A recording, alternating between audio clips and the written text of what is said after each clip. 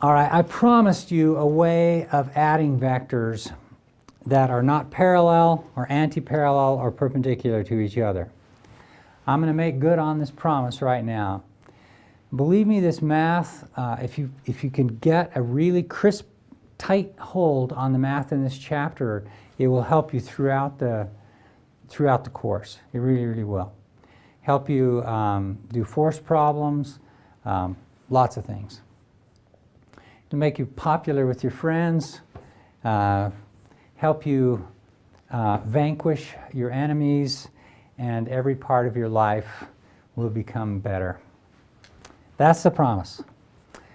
All right, so let's derive the components of the sum of two vectors graphically.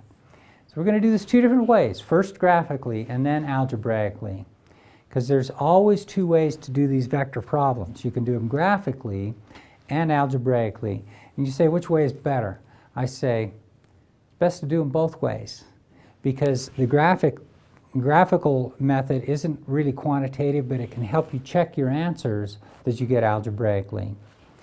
Algebraically is sometimes seems a little more complicated more mathematically. If you go back to graphically, then you can see how it's working. So I recommend both. Derive the components of the sum of two vectors graphically. So this is my starting point. I want to add vector A to vector B, and guess what? They're not parallel, they're not anti-parallel, and they're not perpendicular. Here's A. Here's B. So they're at weird angles with respect to each other. To add two vectors, I definitely know that I have to put the tail of B at the head of A, and I've already done that for us. I've moved B around until its tail is sitting right at the head of A. And I also know that the resultant vector, which is C in this case, has to go from the tail of A to the tip of B, or the head of B. And I've already done that. So there's my resultant vector. So there's my graphical description of what we're doing here. But that's just adding them. We're supposed to use components to add these vectors together. So how are we going to go about that? Well, this vector A can be broken down into a component in the x direction, that's this piece, and a component in the y direction. Same thing with B. Just break it down into the piece along x and the piece along y. And now, let's look at this same diagram with the same vector C, but get rid of some of the details in here. Here's C, and if you notice, if you extend this leg down to here, that distance between here and here is the x component of B. You can write that right here. That's this distance from here to here. So I've got AX from here to there, plus BX from there to the final spot, and then the same thing with AY plus BY along this direction. But what are the components of C? The components of C, the x component of C is the piece of C that lies along the x-axis. Well, what is that on here? Here's C. How much of that lies along the x-axis? That much. And what is that x component equal to? Well, it looks like AX plus BX. And that's exactly it. That's how that works. So this is the way to find the component of C from the component of A and the component of B. Similarly with CY. CY is AY plus BY. That's this relationship here. And you say, well, hang on, Dr. Edwards, does that same thing apply to Z as well? And it surely does.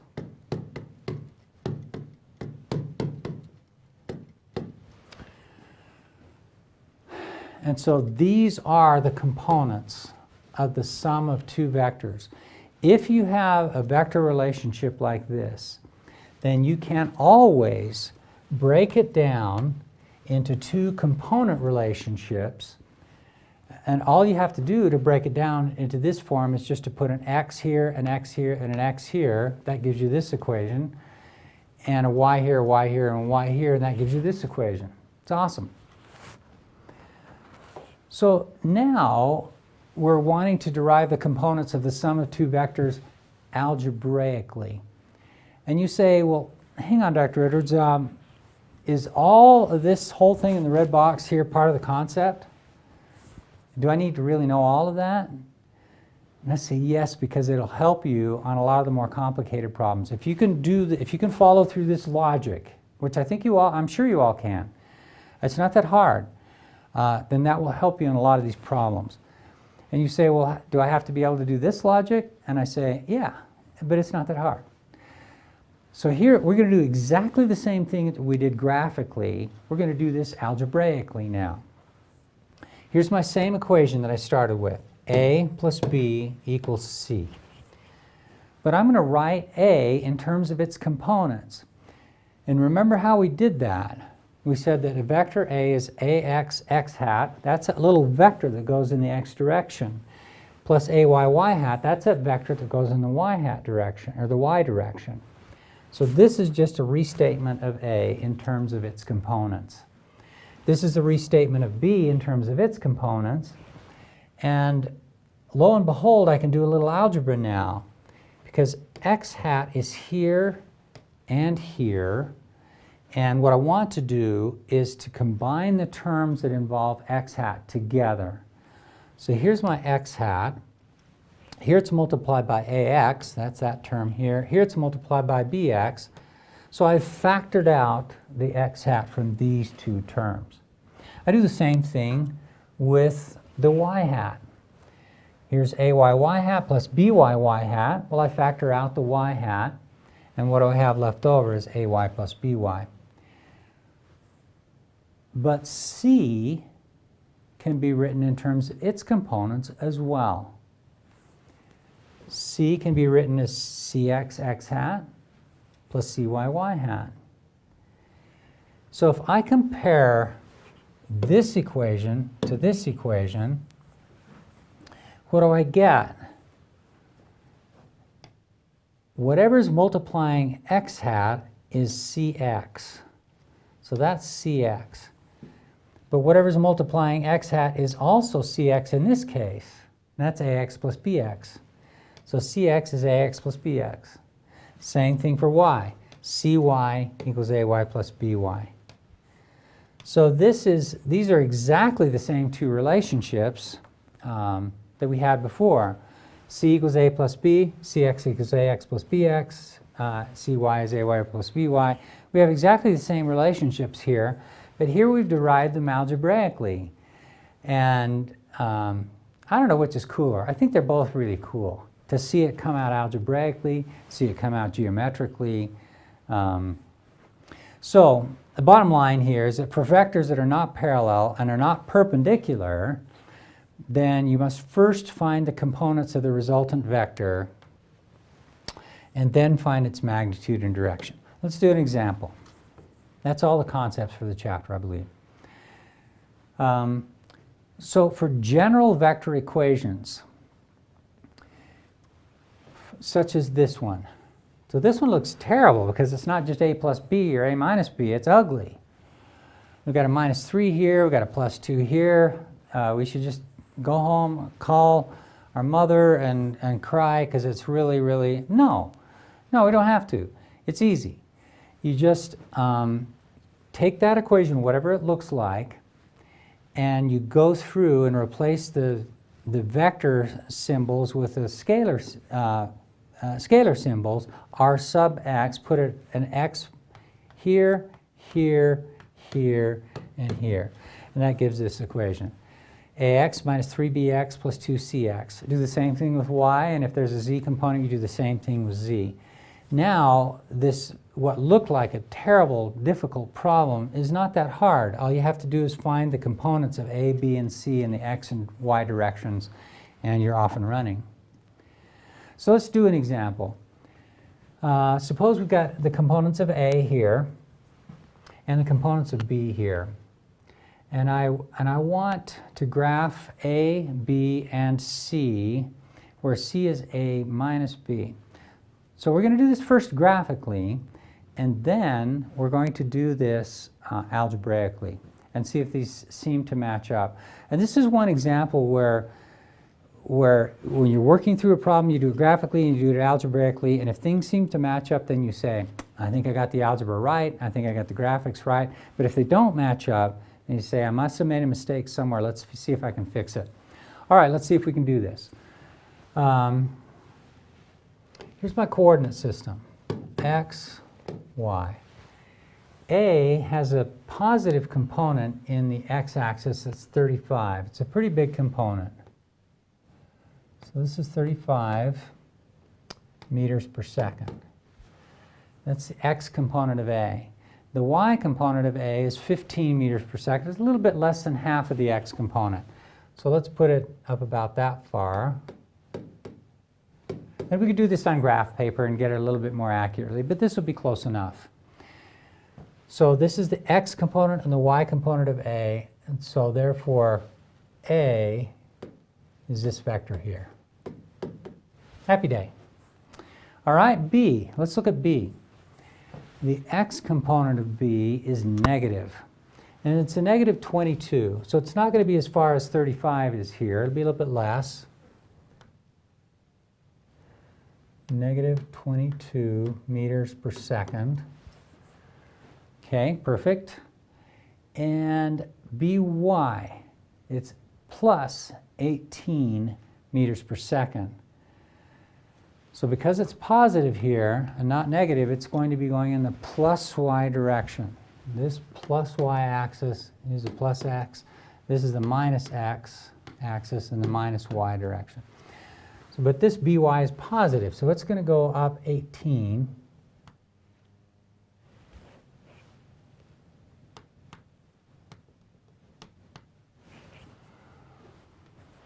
Right, so where does B point? Like that. All right, graph A, B, we've graphed A, we've graphed B, and now we're going to graph C, which is A minus B. How do we find C? Well, A minus B is A plus a negative B. So I've got to find minus B. Well, how do I find minus B? And you say, I know how to find minus B. You just have a vector that has the same magnitude as B, but opposite direction. So minus B looks like this. So that vector is supposed to be directed the same magnitude as B. It doesn't look quite accurate, but you can get the idea. Minus B points in the the direction opposite of B, and it has the same magnitude. So I'm going to add A to minus B. Well, let me do another diagram here because it's getting complicated. Here's A. Here's minus B.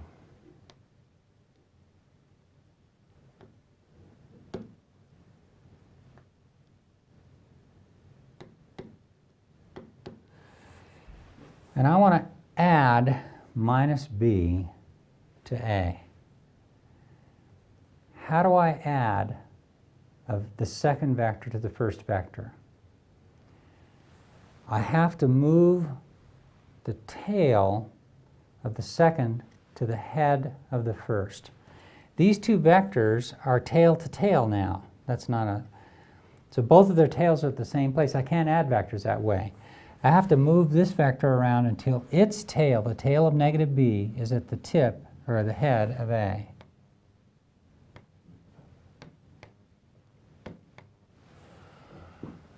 And so now where do I write the resultant vector? And the resultant vector is going to look something like this. And that's what we're calling C. So we're going to expect, this is y-axis, this is x-axis. We're going to expect, if we do the algebra right, we're going to expect a vector C that's mostly in the x direction. And depending on how accurately I've drawn this, I could have done it with graph paper. The y component of c might be positive or might be negative, but we're going to expect a big x component for c and a small y component. Let's see if we get that. Let's find the components of c. Well, how do we do that? We start here. You always start with that vector equation, and then you just take it and put x's on it to find the x component, and then put y's on it to find the y component. So it's cx equals ax minus bx. Well, what's ax? Well, we know what it is. It's 35 meters per second. What's bx? It's minus 22 meters per second. Well, look at that. We got 35 minus a minus 22. Well, minus a minus is a plus.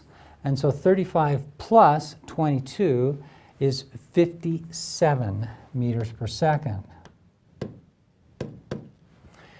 What about cy?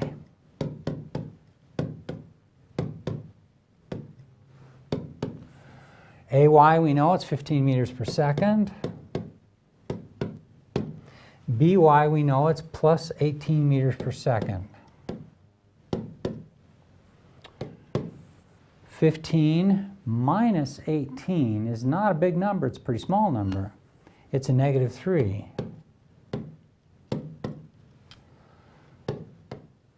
So Cx is 57 meters per second.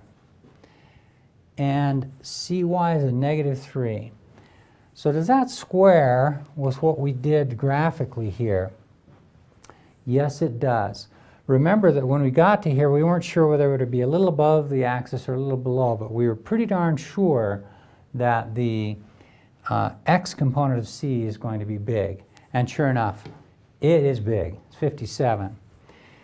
And it looks like we were pretty accurate enough with our drawings because c, we had with our drawing here, we had c a little bit below the axis, and sure enough, cy is negative, which indicates that there's a little negative 3 here, 57 here, meters per second. I know you can't see that very well. And then a negative 3. Well, this is a negative 3 meters per second. So that's for c. That's the components of c. Find the magnitude and direction of c. All right. We found the components. Now we want the magnitude and direction of c. How are we going to do that? Well, I know the components. Let me do one more drawing of this guy. Here's my x and my y-axis. And here's c. 57 meters per second in the x direction. And negative 3 meters per second in the y direction. So if I want to find the, that's this leg right here. So if I want to find the magnitude, that's this hypotenuse here. And the hypotenuse of c, magnitude of c is going to be this.